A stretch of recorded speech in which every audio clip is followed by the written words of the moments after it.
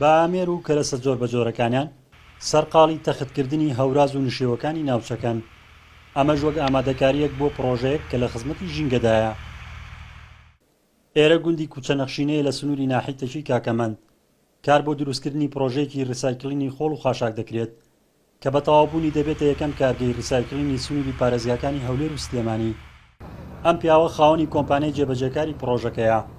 دەڵێت بە تەواوبوونی پرۆژەکە کارگەکە لە توانایدایە ڕۆژانە زیاتر لە 500 تۆن خۆڵ و خاشاکی کۆکراوە لێک جا بکاتەوە. ئەمە جیاکردنەوەی و کۆمپۆستێکی وەکو پەینێکی چیمیایی بۆ زەراعەتی دار و دەخت بەکاردێتەوە و موادیشی ئەوەلی کەشی تایە ئەوە شەر بەکاردێتەوە هەمان شت وەکو چۆن ئەڵین مەسەلەن پلاستیک و شوشە و کارتۆن و هەموو شتەکان هەر شتە و بە ئەوەلیاتی خۆی و بە موادی خۆی ئەبرێتەوە بۆ شەریکانیکە بەکاردێتەوە.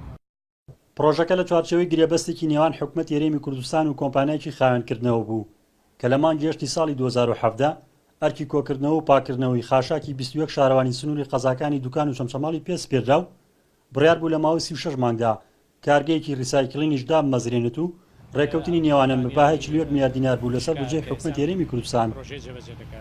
ئەم کارگەیە گرنگیەکەی باز ناکرێت چکو ئێمە شارەوانیەکان دەیان پرۆژەمان هەیە بەڵام هیچ وەکۆم پرۆژەیە نییە کە ئێمە احتیمامی تەواوی پێین لەم زۆنە 21 شارەوانیە تەسەورەکەم 500 تەنەکە کافینیە لە شارەوانەکانی کەشەوە بۆی ئەهێنین لە مستەقبەلیشە ئێستا حالیان یەک لاین معمەل دروست دەکەین و دروست کراوە ئەم کارگەیە بتوانین لاینێکی کەشی تیا دروستکەین و تێت تاقەی ئیشکردنی بێ بە 1000 تەن لە ڕۆژێکە.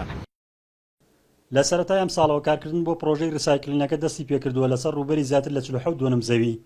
بڕیار وایە لە کۆتایی ساڵی 2020 تەواو بکرێت و کۆی گشتی بودجەی تەرخانکراوە بۆ کارگەکە زیاتر لە 10 میلیۆن دۆلارە. ڕزگار جەبارێن ئارتی، ناحیتەکی کاکەمەند.